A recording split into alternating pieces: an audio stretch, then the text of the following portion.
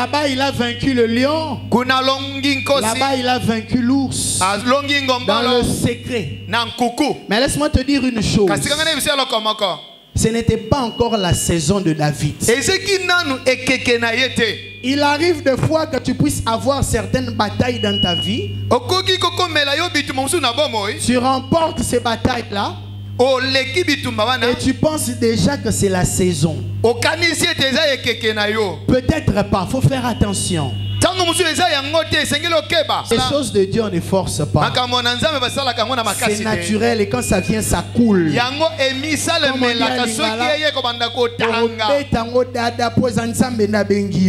tu vas le faire d'une manière un peu rapide parce que c'est Dieu qui a voulu. Alléluia. Amen.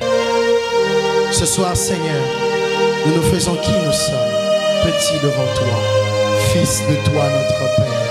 Et nous voulons que tu nous parles, que tu nous orientes, car nous voulons t'écouter, entendre tes oracles et tes orientations. Seigneur, s'il te plaît, comme une flèche, lance ta parole jusque dans nos cœurs, dans nos esprits et dans nos âmes, afin que cela soit gravé à jamais en nous, pour que nous le mettions en pratique et que nous puissions prospérer à tous égards tel que tu as dit. Dans le nom de Jésus, nous avons ainsi prié. Amen. Est-ce qu'on peut acclamer pour ce soir? On peut reprendre nos places en même temps.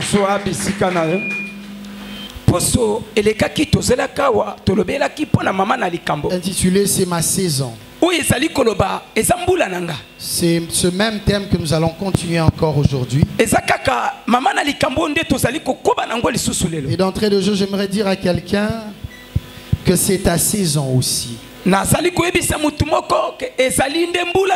Ce thème n'a pas été inspiré de Dieu pour rien. Ce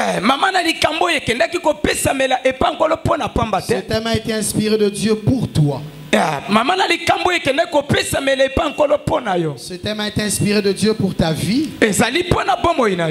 Ce thème a été inspiré de Dieu pour ta croissance.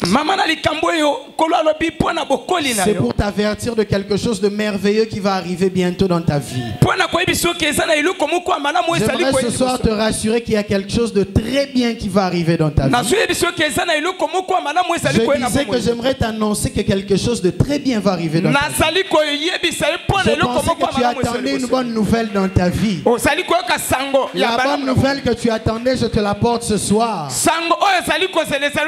Dieu m'envoie te dire qu'il y a une bonne nouvelle qui s'apprête à atterrir dans ta vie.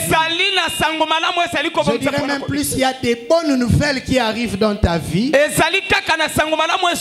Parce que c'est justement ta saison. Tu es cet arbre qui va produire du fruit en cette saison. Tu ne produiras pas un fruit mais plusieurs fruits. À ce que je sache, je n'ai pas encore vu un arbre qui a produit un seul fruit. Tous les arbres que nous connaissons produisent toujours plusieurs fruits. C'est le même fruit, mais il y en a beaucoup sur cet arbre. C'est cette grâce qui est en train de couler même en ce moment. Et l'onction de Dieu est avec nous ce soir. J'ai été ravi de trouver en cellule l'ébullition de la présence de Dieu. Et j'aimerais que tu n'éteignes pas cette soif que tu utilisais pendant que tu étais en train d'adorer. Parce que nous allons encore en avoir besoin. Alléluia. La dernière fois nous avions lu Genèse, je vais utiliser encore le même texte. Je suis dans le livre de Genèse 18. 9e au 14e. Pouvons-nous honorer la parole du Seigneur? Je vais lire au nom de Jésus. Alors ils lui dirent, où est Sarah, ta femme? Il répondit, elle est là dans la tente. L'un d'entre eux dit, je reviendrai vers toi à cette même époque. Et voici Sarah ta femme aura un fils. Sarah écoutait à l'entrée de la tente qui était derrière lui. Abraham et Sarah étaient vieux, avancés en âge. Et Sarah ne pouvait plus espérer avoir des enfants. Elle rit en elle-même. Elle rit en elle-même en disant: maintenant que je suis vieille, aurais-je encore des désirs? Mon Seigneur aussi est vieux. L'Éternel dit à Abraham: pourquoi donc Sarah a-t-elle ri en disant: est-ce que vraiment j'aurai un enfant, moi qui suis vieille? Y a-t-il rien qui soit étonnant de la part de l'Éternel? Au temps fixé, je reviendrai vers toi. À cette même époque, et Sarah aura un fils. Parole du Seigneur. Nous pouvons nous asseoir. Je vais récapituler pour qu'on soit sur le même diapason. Pardon? La dernière fois, nous avions dit, nous avions énuméré certains points ici même. Nous avions dit que lorsque Dieu veut te faire entrer dans ta saison, il commence par te rendre conscient de cette saison dans laquelle il veut t'amener. Il t'informe par le moyen de la prophétie ou des oracles ce qu'il veut faire de toi, ou ce qu'il veut faire par toi, ou ce qu'il veut faire avec toi. Ton entrée en saison, Dieu te l'avertit déjà. Voilà pourquoi certaines fois Dieu nous envoie des serviteurs pour nous dire les ainsi dit l'Éternel. Certaines fois encore Dieu nous parle à nous-mêmes. Ce qui est d'ailleurs mon souhait pour toi, c'est que Dieu te parle aussi à toi-même. Pour que tu saches et reconnaître la voix de ton Père. Ainsi donc Dieu commence par nous dire, nous rendre conscients de la saison dans laquelle il veut nous faire entrer. Après quoi, il restaure la personne à qui il veut faire bénéficier de la saison. C'est ici que nous étions en train de dire que la bénédiction est un problème des fils. C'est une question des fils.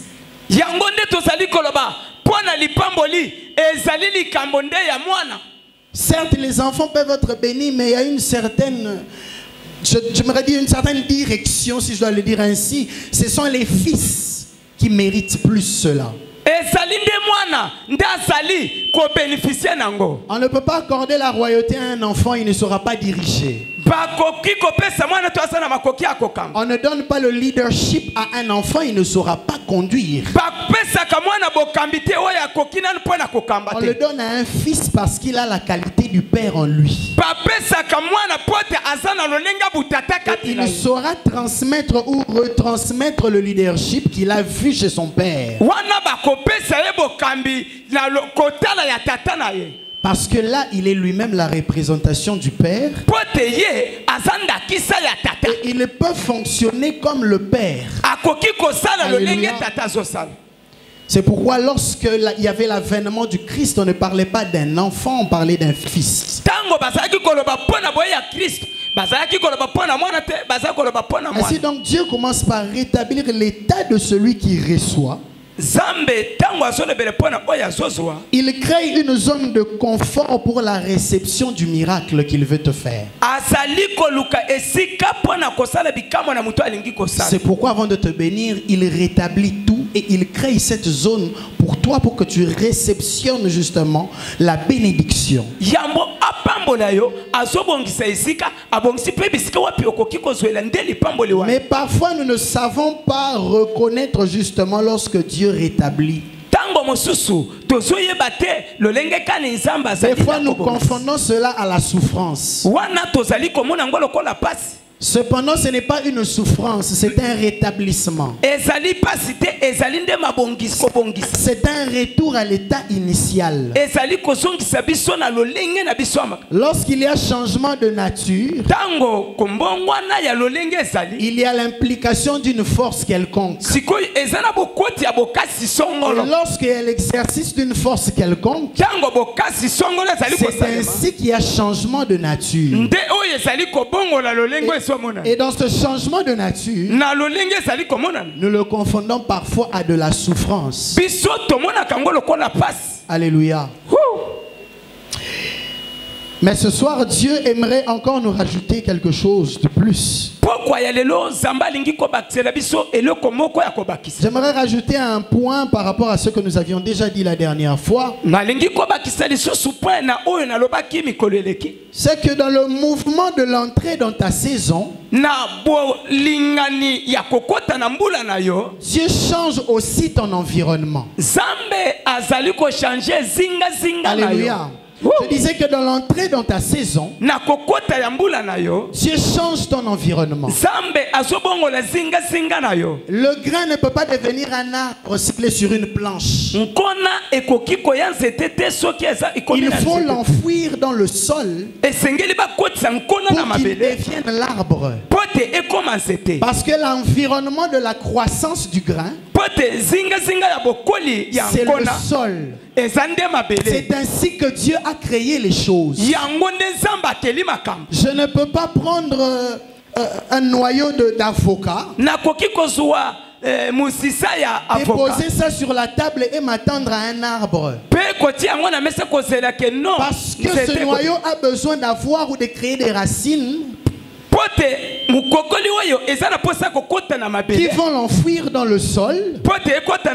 Ces racines vont tirer la sève. La sève va nourrir la jeune plante. Cette jeune plante deviendra un arbre et produira des fruits. Laisse Dieu te mettre dans l'environnement favorable. Pour ton entrée en saison, laisse à Dieu le soin de te mettre dans la terre.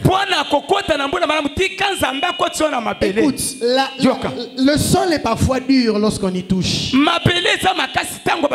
Mais je ne comprends jamais le mécanisme. Comment est-ce que la plante, vous avez déjà vu une plante naître, c'est tout petit. Donc ça creuse le sol par le haut et ça sort. La plante ne naît pas étant arbre. Ça ne naît pas même comme un arbuste, comme un petit arbre encore, non. Nous voyons d'abord un petit bout de feuille sortir avec une petite tige légère qu'on peut même écraser. Et c'est ce que certaines personnes font. Dans l'impatience de l'entrée en saison, ils détruisent la jeune plante par précipitation. Laisse à Dieu le soin de faire comme il a prévu dans ta vie. Dieu sait là où il t'emmène. Là où il t'emmène, ce n'est pas un lieu de souffrance. C'est un lieu d'aisance, un lieu de paix. Dieu ne peut pas donner une bénédiction qui s'appelle bénédiction pendant que pour toi c'est un malheur. Parfois nous avions pris l'exemple de Judas. Nous étions en train de dire Judas était un fils de Jacob. Mais il n'était pas le premier-né ni même le cadet. Il était vers le milieu. Mais ici, j'aimerais parler un peu des irruptions pour essayer de développer ce point. Lorsque Dieu veut te bénir, il crée des circonstances telles qu'il vient par irruption dans ta vie.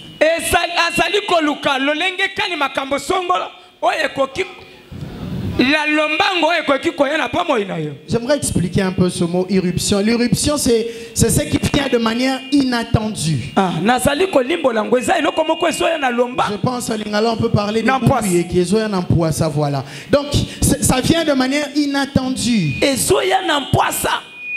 Élisabeth a eu un enfant par irruption. Elisabeth azui mwana na mpoasa. Elle s'y attendait le moins. Anne a eu un enfant par irruption. On disait qu'elle était stérile, elle ne pouvait pas avoir d'enfant. Elle a eu non pas un, mais plusieurs enfants. Elle qui priait, on n'entendait même pas ce qu'elle disait. Mais lorsque Dieu a voulu la bénir, Dieu l'a bénie d'une manière irruptionnelle, si je peux le dire ainsi. Dieu l'a béni d'une manière très grande. Et on peut le constater. Alléluia. Amen. Dieu a béni cette femme pendant même qu'elle ne savait même pas qu'elle pouvait aussi être bénie. Elle ne s'y attendait pas nécessairement. De la même manière que Marie, elle a subi une visite par irruption. L'ange est venu vers Marie. Marie n'avait pas fait de prière. Dieu, je veux avoir le fils dont Esaïe a parlé. Non. Dieu a choisi la femme qui s'appelle Marie, qui était vierge. Est-ce qu'on comprend un peu le mécanisme de l'irruption? C'est que Dieu choisit. La personne a toutes les circonstances pour ne pas avoir un enfant. Elle n'a pas connu d'homme.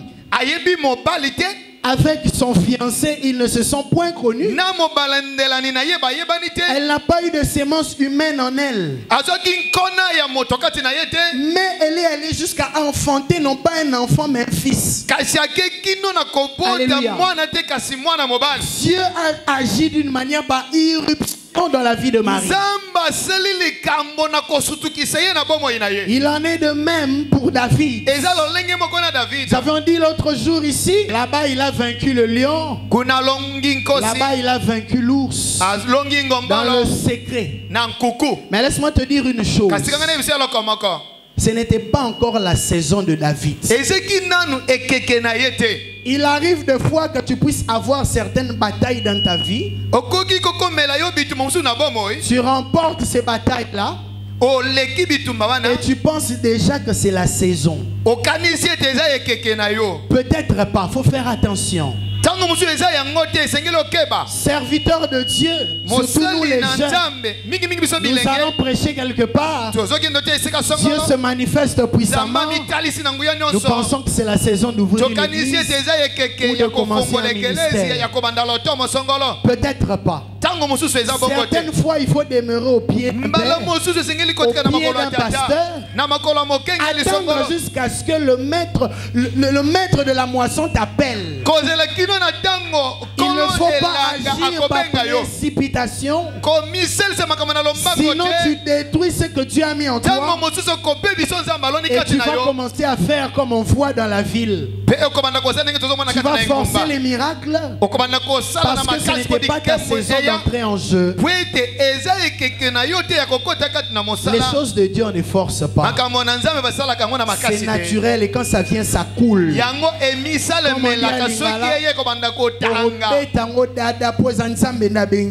Ouais, tu vas le faire d'une manière un peu rapide parce que c'est Dieu qui a voulu. Alléluia. Amen. Dieu a sa manière d'agir. On ne peut pas lui imposer la nôtre. David devait en secret savoir quelle force il avait. Parce que s'il partait, peut-être, ça c'est moi, peut-être ce qu'il affrontait Goliath directement, il aurait eu peur.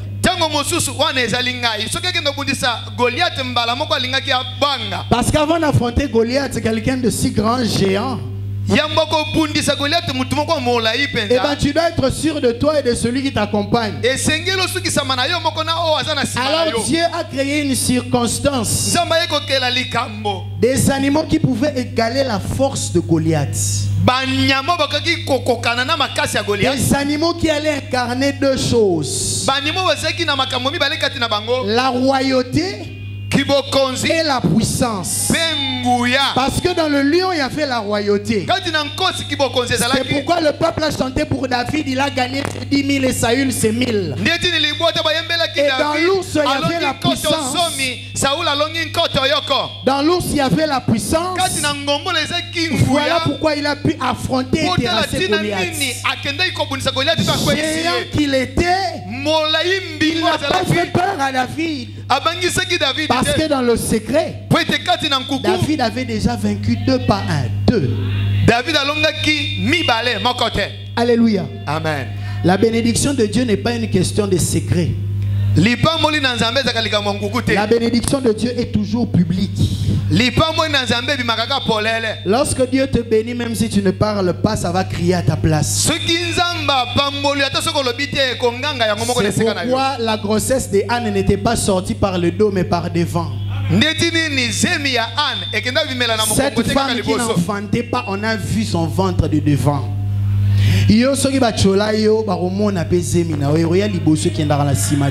Alléluia. Toujours ça viendra devant. Dieu, lorsqu'il te bénit, le monde voit. Le monde entend parler de ta bénédiction. Le monde va toujours constater que ça vient de Dieu. David arrive devant Goliath. Il se souvient du lion et de l'ours. Il lance sa pierre. Cela atteint Goliath et il tombe. Nous avions essayé d'expliquer cela. Pourquoi est-ce que Goliath tombe par devant et non par derrière? Le mouvement des pesanteurs qui a joué là, c'était par irruption. L'irruption qui s'est faite là, c'est la parole que Jacob a adressée à Judas.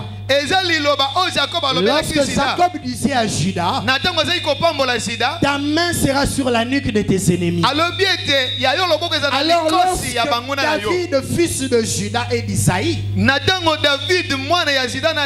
est allé affronter Goliath, il lui lance une pierre. David était inconscient de la parole que Jacob avait adressée à Judas.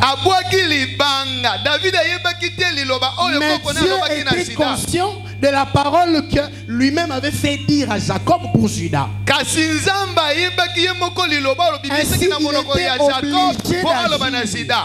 il était obligé d'agir.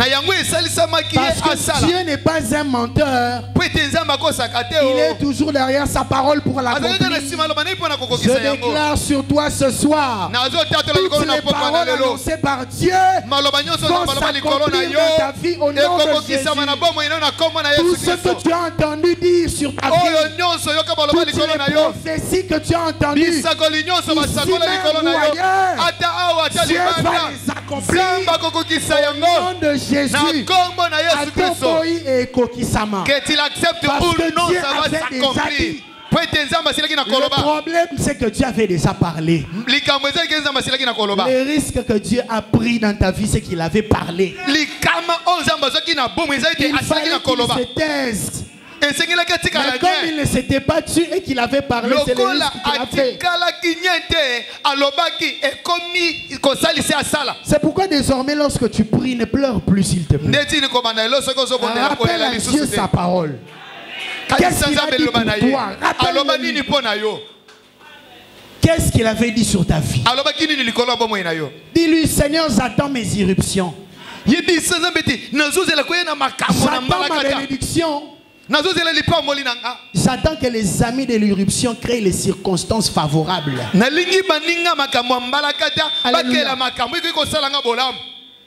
David combat avec une parole qu'il ne connaissait pas. Judas, ta main sera sur la nuque de tes ennemis. Ma bien-aimé, écoute, dans la Bible, je n'ai pas vu l'histoire de Judas en train de remporter une bataille en ayant la main sur ses ennemis.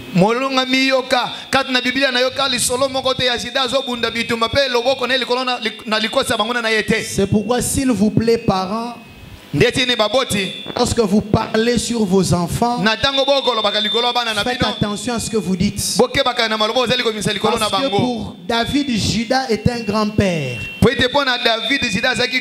La parole de son grand-père l'a fait remporter une bataille avec un géant. Alléluia. Amen. Cette parole a retenti jusque dans David. Mais cela ne s'arrête pas là. Une autre chose encore pour nous faire voir la parole justement dans le sens de l'irruption. C'est que Jacob, lorsqu'il parle encore à ce même Judas, il lui dit, je m'étonne, je ne sais pas où est-ce que Jacob avait ramassé toutes ces révélations. Il a promis à Judas des choses que lui, Jacob, ne pouvait pas donner. Alléluia. Amen. La bénédiction de Dieu, ce n'est pas l'humain qui te le donne. Dieu le fait passer en transit par l'humain. Et ça, le roi conteneur à fret, et Dieu le fait parvenir jusqu'à toi. Comme des conteneurs qu'on a déjà mis la marchandise en Europe, mais Dieu les amène à la destination.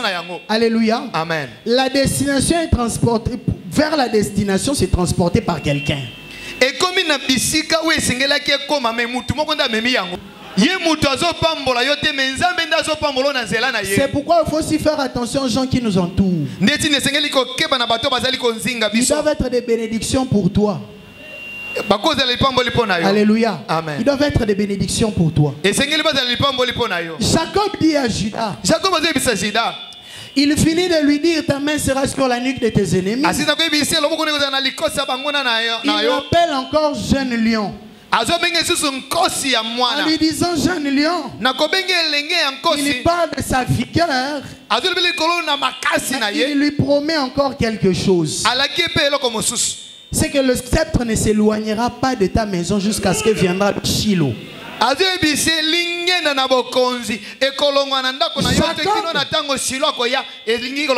Qui t'a dit que le sceptre ne va pas s'éloigner de la maison? Tu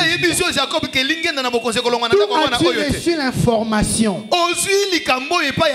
Jacob, comment tu sais que le sceptre ne va pas s'éloigner de la maison de Judas?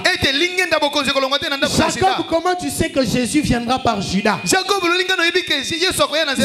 comment tu sais que le Messie viendra par Judas?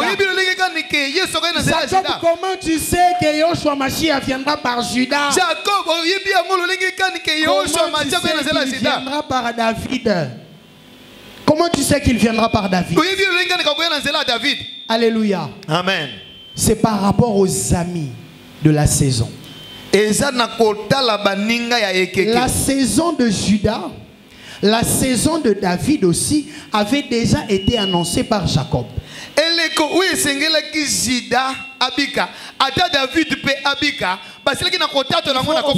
Il faut qu'on essaye de faire coller tous les points que nous avons cités. Nous avons dit premièrement que Dieu nous rend conscients de la saison.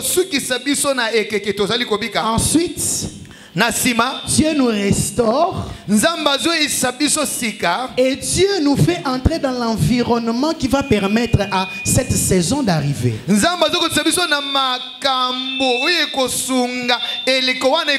Dans les exemples que je suis en train de donner, je ne suis pas loin de ce que nous avons dit. Ça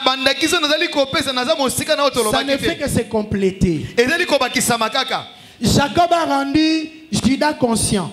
Jacob a ici justement de la saison de David, mais sans parler de David.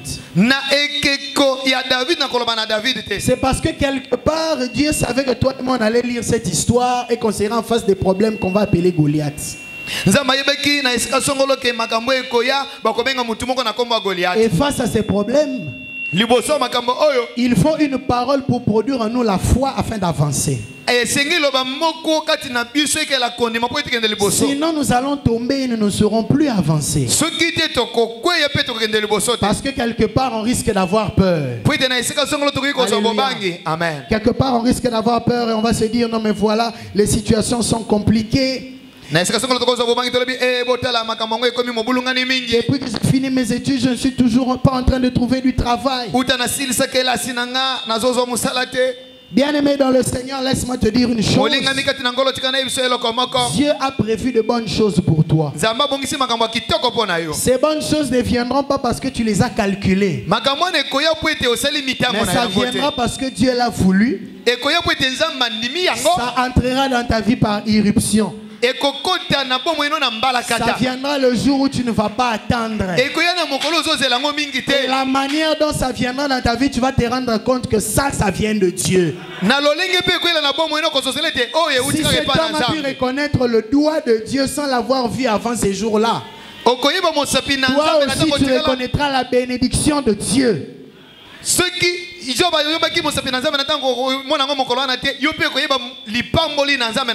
Les amis, la saison. Alléluia. Amen. J'aime Dieu parce que sa manière de faire les choses est très différente. Je pose encore une question à Jacob. Mais Jacob, il y a l'aîné de la famille qui est là. L'aîné de la famille est là. Mais Jacob décide de changer les choses dans sa famille. Il dit au cadet, je te donne le droit d'aînesse. Et il dit à Judas, c'est toi qui auras la prééminence sur tous tes frères.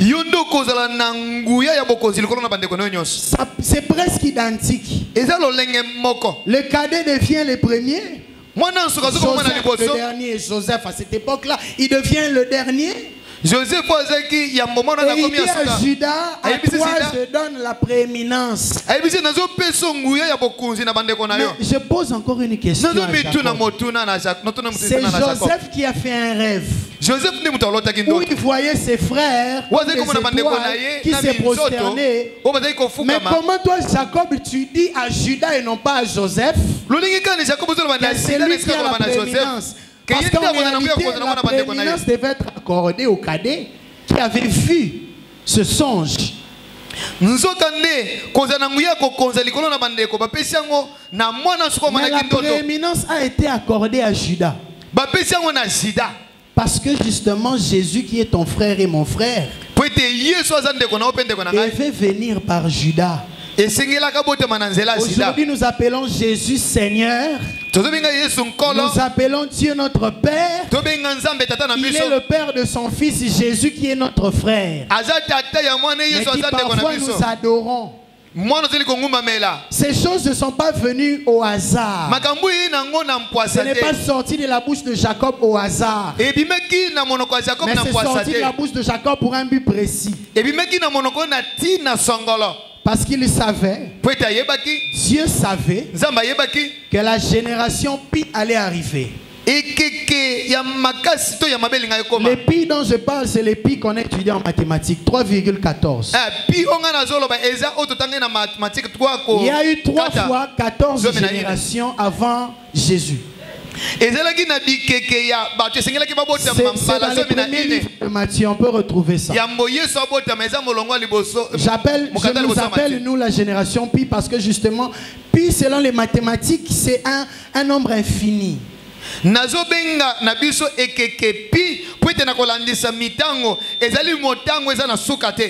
la Bible, on a cité 14 générations 3 fois. Mais à la 3e fois, la 14e génération n'a pas fait naître une 4e fois, une 14e génération. Ça s'est arrêté à 14 générations.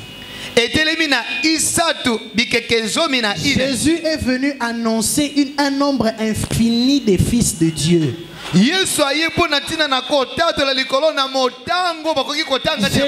venu annoncer un nombre infini des fils de Dieu. Ces fils sont appelés à diriger le monde. Parce qu'il y a eu Jacob qui avait dit à Judas, le sceptre ne s'éloignera pas de ta maison. Jusqu'à ce que viendra le Shiloh. Mais le Shiloh part par ascension et il dit, je ne vous laisse pas seul. Il dit, je vous accorde le consolateur. Le Saint-Esprit survenant sur vous, vous serez alors mes témoins. En Judée, à Samarie et dans les extrémités de la terre. Bien-aimé dans le Seigneur, lorsque Dieu parle, il ne parle pas en vain. Dieu parle toujours pour un but. Et tout ce qu'il dit finit pour arriver. Mais j'aimerais survoler le dernier point et puis on va entrer en prière. J'aimerais parler des ennemis de la saison. Vous savez, on peut avoir du blé. On peut avoir du blé dans nos champs. Oui. Mais il y a aussi l'ivraie. Il faut toujours séparer l'ivraie du blé. Tu risques d'avoir tout pourri parce qu'il y avait un seul fruit pourri dans ta gibecière. Et tout ce que tu étais en train de faire tombe à l'eau parce que justement tu n'avais pas été sage. Il faut donc tenir compte de cela. Il faut donc tenir compte du fait qu'il y a l'ivraie qui peut être présent. Et ôter l'ivraie de là où il y a ton blé, pour que ton blé reste à l'état pur. Alléluia. Est-ce qu'on se comprend?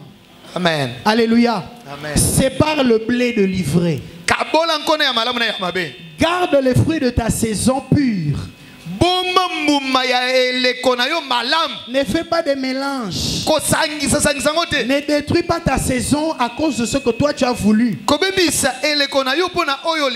J'ai survolé ce point avant en train de parler ici. J'ai parlé de la précipitation. La précipitation est un ennemi de la saison. Si tu vas cueillir une mangue qui est encore non mûre dans l'arbre, quand tu vas manger, ça ne sera pas bon dans la bouche. Ta bénédiction ne sera pas agréable si tu veux la prendre par précipitation. Parce que justement, ce que Dieu donne, il ne donne pas pour que ça s'arrête. La bénédiction de Dieu est perpétuelle. Dieu ne bénit pas par suspension. Dieu ne bénit pas par en attendant. Lorsque Dieu bénit, il donne pour continuer avec. Voilà pourquoi il y a la parabole des talents. Celui qui a reçu un talent, l'autre 2 et je pense l'autre 3. Mais il ne faut pas enterrer ton talent. Tu dois le multiplier. Parce que lorsque Dieu te donne quelque chose, même si c'est un, il t'a aussi donné une provision dans ton intelligence pour développer ce qu'il t'a donné comme bénédiction. Voilà pourquoi par l'intelligence qu'il t'a donnée, par les caractères qu'il a mis en toi, tu peux multiplier justement ces talents. Et ça devient perpétuel.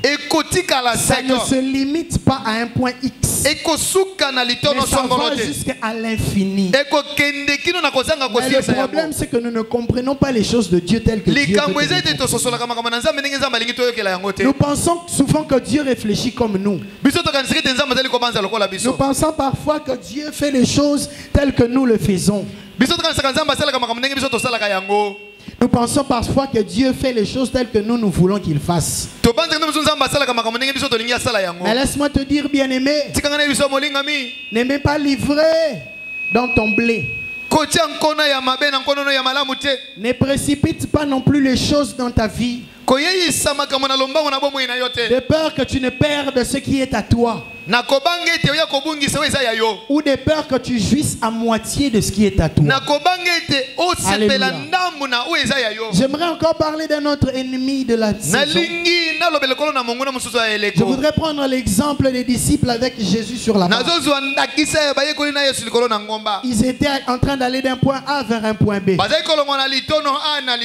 il y avait le vent qui soufflait fort. Alléluia. Amen. Ils avaient Jésus avec eux. Mais le vent était en train de souffler fort. Alléluia. Amen. Le vent les a fait peur. Ils ont douté d'eux-mêmes. Lorsque tu fais les choses avec Dieu, ne doute jamais. Ne limite pas la puissance de Dieu à agir dans ta vie. N'aie pas peur du vent. Parfois, le vent est un élément pour que Dieu démontre sa grandeur dans ta vie. Nous n'aurions jamais eu l'information que Jésus pouvait faire taire la tempête si ces jours-là n'existaient pas. Il a fallu ce jour-là. Et il a fallu que Jésus parle pour que la tempête cesse. Et que toi et moi ayons l'information que la tempête pouvait cesser par la voix du Messie. Est-ce qu'on comprend ces choses? Bien-aimé dans le Seigneur, même lorsque le vent souffle, peu importe la grandeur du vent, n'aie pas peur.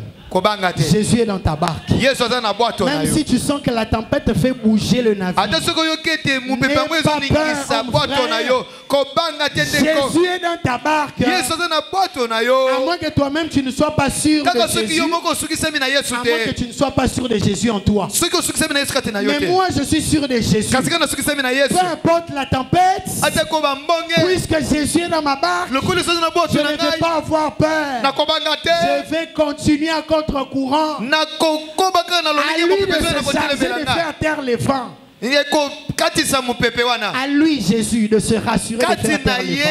Pas moi. Ce n'est pas mon travail. Ce n'est pas mon travail. Ce n'est pas ton travail. Ton travail est d'avancer. Même si tu vois les obstacles, toi avance. Jésus est à ta barque. S'il te dit jette le filet, va jeter le filet. Le problème ce n'est pas que tu avais péché toute la journée ou c'est pas toute la nuit. Le problème c'est qu'il t'a dit quoi? Qu'est-ce qu'il t'a dit? Au lieu de douter de la parole, applique la parole. Il a dit jette ton filet. Va jeter ton filet. Homme frère, Pierre n'a pas été déçu lorsqu'il est exécuté. La Bible dit même que le filet est en train de se rompre. Il y avait tellement de poissons que les filets ne pouvaient plus contenir la taille de ce poisson. Le nombre de ce poisson. Parce que justement il a écouté la voix du maître. Bien aimé, lorsque le doute s'installe dans ton cœur, tu commences à douter même de l'environnement là où Dieu te met pour ta bénédiction. Depuis na côté église depuis que je suis entré dans cette église là, je vois rien ne marche. Depuis que je marche avec ces frères ou cette sœur, les choses ne marchent pas. Le problème c'est, rassure-toi, de qui t'a placé là.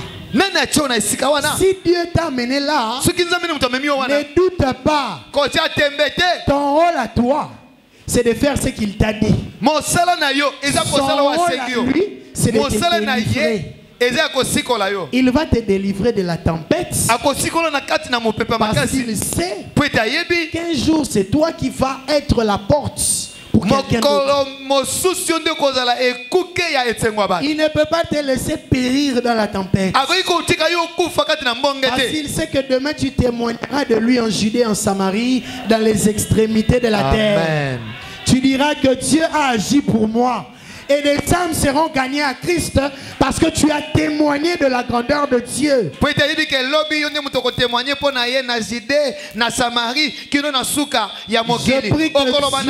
Dieu fasse pleuvoir des saisons dans ta vie.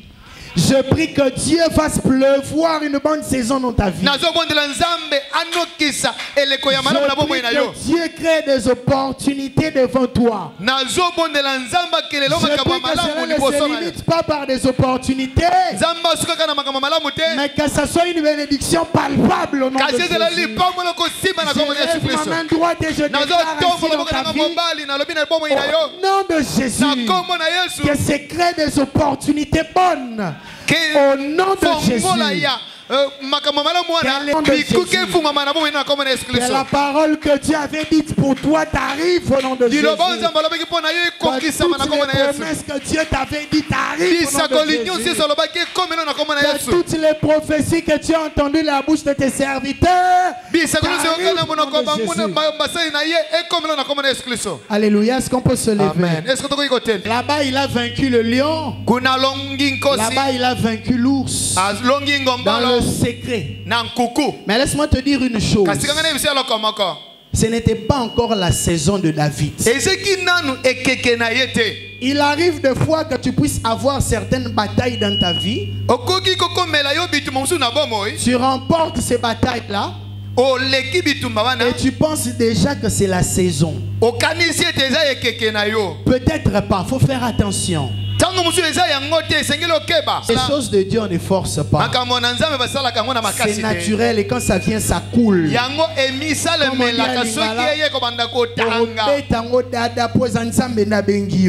tu vas le faire d'une manière un peu rapide parce que c'est Dieu qui a voulu. Alléluia. Amen.